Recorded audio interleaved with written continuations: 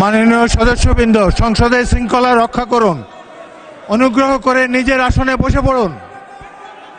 রাষ্ট্রপতির ভাষণ শুনুন।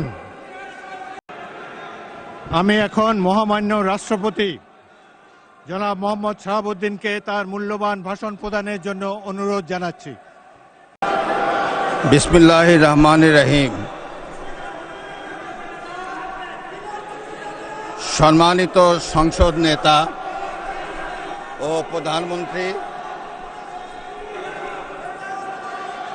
জনাব স্পিকার ও ডিপ্টি স্পিকার, হিজ এক্সেলেন্সিস,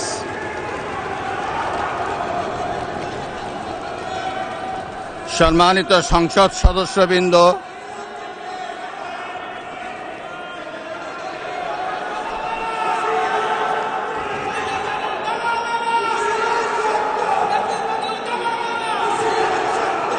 আমন্ত্রিত অতিথিবৃন্দ,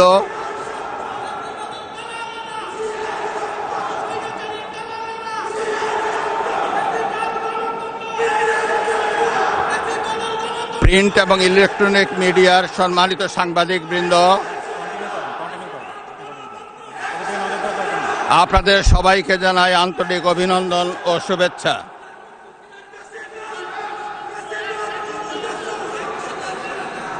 জনাব স্পিকার,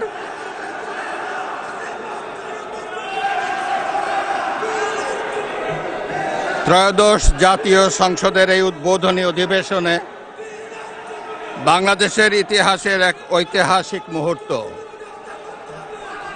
হাজারো শহীদের রক্তের সিঁড়ি বেয়ে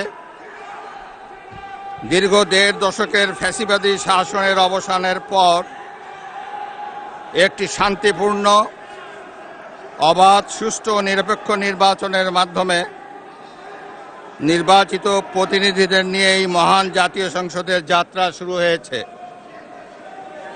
ত্রয়োদশ জাতীয় সংসদ নির্বাচনে অংশগ্রহণকারী সকল রাজনৈতিক দল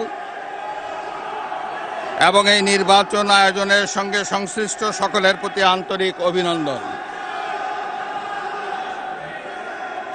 অবাধ, সুষ্ঠু ও নিরপেক্ষ নির্বাচন আয়োজনের জন্য নির্বাচন কমিশন, মাঠ প্রশাসন, আইন শৃঙ্খলা রক্ষাকারী বাহিনী সহ প্রজাতন্ত্রের কর্মচারীদের নিরলস পরিশ্রম এবং নির্বাচনে অংশগ্রহণকারী সকল রাজনৈতিক দল ও ব্যক্তি, আন্তরিক উদ্যোগ এবং সাধারণ জনগণের স্বতঃস্ফূর্ত অংশগ্রহণ গণতন্ত্রের ইতিহাসে একটি উজ্জ্বল দৃষ্টান্ত হয়ে থাকবে।